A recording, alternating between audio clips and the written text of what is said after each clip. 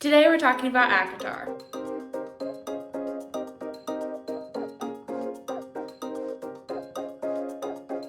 Hi, my name is Kylie and I read. Welcome to my channel. So if you're in the reading community at all, you've heard of this book or you've read this book or you've decided not to read this book, you've encountered this book in some shape or form. And I would say it's probably the most popular book in the book space online. It's got a lot of hype. This is book 1 of 5, and there's more to come, supposedly. I'll believe it when I see it. So if you're in the ACOTAR fandom at all, or in just the general book fandom, you would know that the ACOTAR TV show that was supposed to be on Hulu just got canceled this past week. So I wanted to make a video to kind of talk about what went wrong and what we think is going to happen, and then throw out some of my thoughts and ideas for the TV show. So in 2021, Hulu announced that they would be making the ACOTAR show, and Disney had bought the rights to a film/TV adaptation of the ACOTAR books. ACOTAR is kind of one of the foundational pillars of booktok, to me anyway. Literally every influencer that I follow has read it and has opinions on it. All of the fans have been patiently waiting since 2021 for any kind of news about it. There's been pretty much no updates, not a director or showrunner or casting, pretty much none of that. The only announcement that we had gotten was that Sarah J. Maas would be writing the show with Ronald D. Moore, who is the creator of the show Outlander, which is also a book adaptation. There have been 2 strikes that have affected the industry, the writer's strike and the SAG-AFTRA strike. Both of these strikes happened in 2023, pretty much back to back. So Hollywood was pretty halted for a good 6 months there. We hadn't gotten any news about the show since the strikes. Everyone was kind of getting worried that the show wasn't going to happen, and our worst fears were realized when Hulu announced that they would no longer be going forward with the show. Obviously, ACOTAR is a fantasy book. The elements are fantastical. So there's a pretty large budget that would have to go to just CGI itself. And then of course with the strikes, I'm sure that they made almost no ground on it. I'm not really sure why Hulu just decided to scrap it all together. I think if they just started from scratch, this series probably would have made them a bunch of money pretty easily, because it's such a beloved series that everyone's tuning into the first season. So what happens next? Do we get an ACOTAR TV show? Does this mean it's all over? Thankfully, Disney will no longer have the rights to the film version of ACOTAR by late summer of 2025. So that's right around the corner. And after that, Sarah can pitch it to whoever she wants streaming wise. It seems to me from things that she said that she really thinks that this series would work the best as a TV show. My husband was just saying that it would be so cool if HBO picked up the rights to it. And I've seen a bunch of people saying that. I do think it might be okay. I've seen some good HBO adaptations and I've seen some bad HBO adaptations. And of course with Game of Thrones, which is a book series, the adaptation was really great until about the last season. And that is because George R.R. Martin stopped publishing those books. He still has not put out the last Game of Thrones books. So the show continued on past the point that the books went. I'm not going to say that this won't happen with ACOTAR because the series is still not complete. The last ACOTAR book came out in 2021, I'm pretty certain, Silver Flames.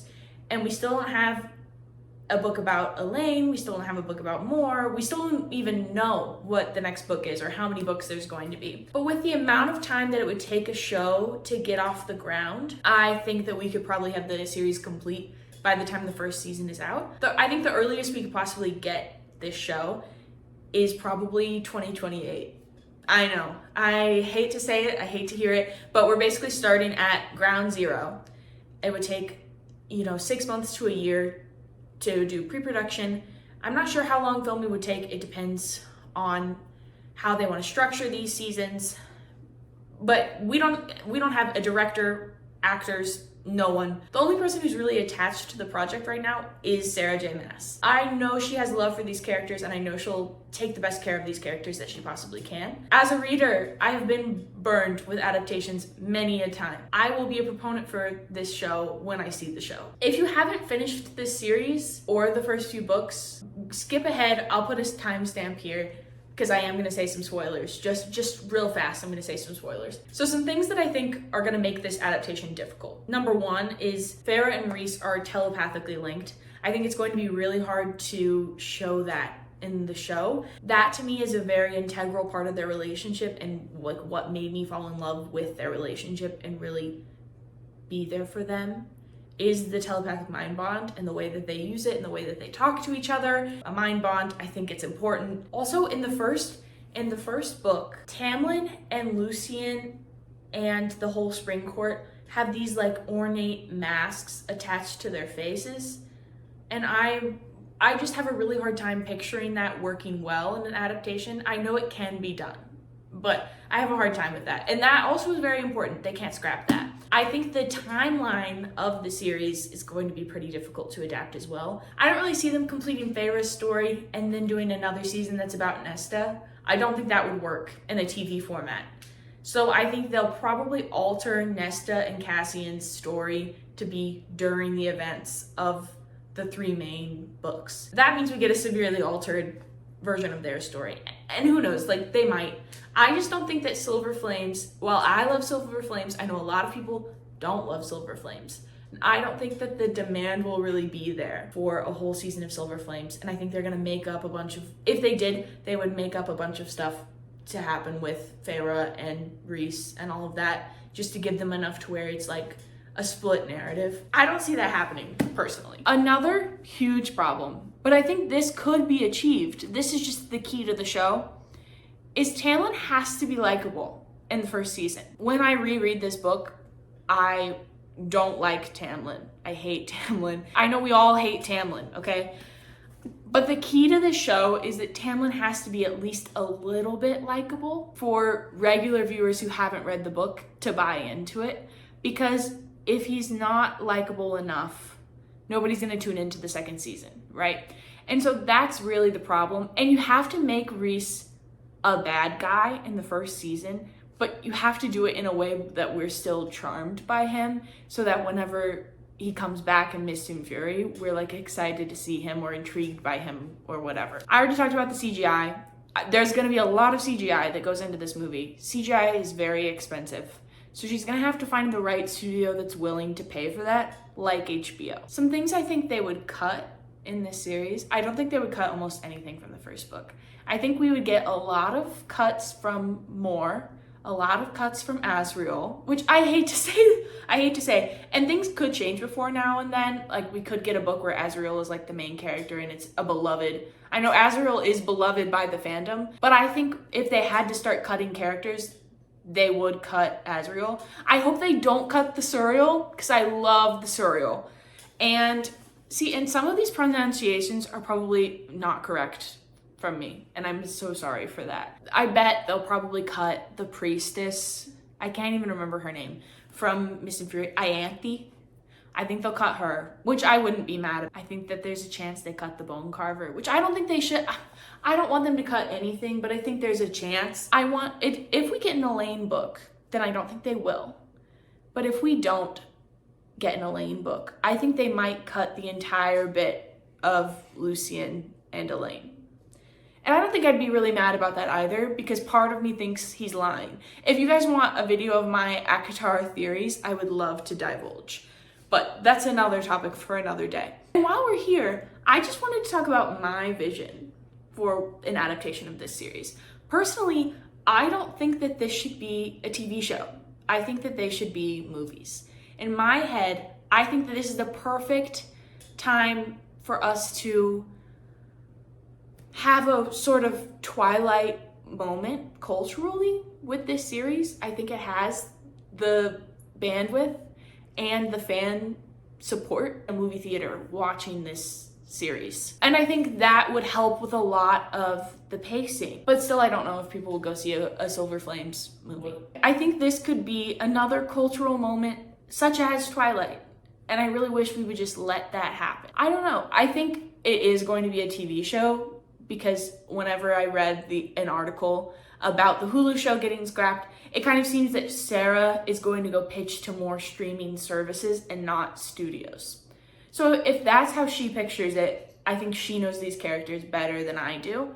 So I'm gonna trust her on that. I also wanted to share some of the castings that I like. I have a really hard time casting characters. I personally think that we should cast unknowns for like all of the characters except for maybe one. So like maybe Reese or Farah, one of those are a superstar and everybody else is like new talent is what I would love. But if we're just casting off of, you know, people I know, for Farah, I would love to cast Hannah Dodd. She was Francesca in the Bridgerton series, or she's the new Francesca because they recasted her. But if we saw her in like a warrior garb, I think I could buy it. I could see it. The other one was Emily Bader. She's gonna be Poppy in People We Meet on Vacation, but before that she was I think she was Jane in My Lady Jane. I haven't watched that, but I think that's who she was. But I can't speak to her acting abilities, but I think she looks kind of like how I picture Farah. For Tamlin, I would love to see Jamie Campbell Bower as Tamlin. He was Jace in the Mortal Instruments movie, the one that no one saw. He was Jace. And I think that he has the kind of like charming yet evil kind of face.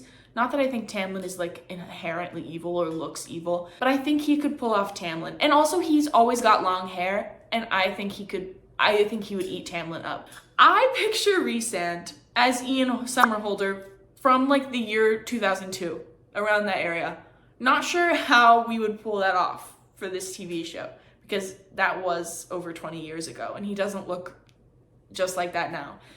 But he's all I can picture. Damon Salvatore is the only person I can picture as Rhysand. I've seen people say Thomas Doherty.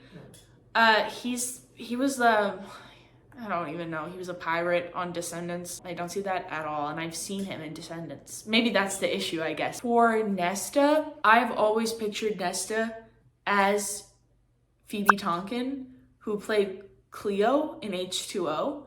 I do wonder if she's maybe too old. However, I'm going to continue to picture her as her. You gotta find somebody who's mean to play Nesta, you know? So, I don't know. Once again, casting's gonna have to really work on that one. I feel like Farah and Tamlin are kind of like yes, people picture them, but Farah's kind of like a blank canvas to me, where like if she just behaved like Farah, I would believe it. For Cassian, I've seen so many people say Jason Momoa. First off, Jason Momoa is too old. Second off, I don't think Jason Momoa is a very good actor. Actually, he's good in Game of Thrones. I'll say that. I just can't picture Jason Momoa as Cassian. I don't know where y'all are coming from with that one. I think we really have to have an unknown for Cassian, because nobody looks like Cassian that I've seen anyway. No actor. That's what makes me mad about fan casts, is I always see people casting like Instagram models. I saw somebody cast a wrestler from WWE for Cassian, and I'm just like, y'all, these are supposed to be actors, like people with acting talent. I don't know if that's me being pretentious. I'm not going to go into fan casting for anyway. I just want to do those major characters, because beyond that, I have no idea who would play like Elaine or Moore or Azriel or Lucian. But if you guys have any fan casts that are really specific for any of those characters, please comment them below. I would love to hear your thoughts. You guys let me know what you think is going to happen with the ACOTAR show. What studio do we think is going to end up with the rights? Do we think it's for sure going to be a TV show? Who do we think is going to get cast? Is the show ever going to happen? Please let me know your thoughts. I would love to have a fun conversation in the comments. Please like and subscribe if you like this video. I love to make book content, and if you give me a thumbs up, then more people can see this video, and then I can make more book content. Stay tuned for my reading vlog of Throne of Glass, my first time ever reading the series. I'm really excited to get to it, and I only have about a week to read it. So stay tuned for that, and I will talk to you guys later. Bye.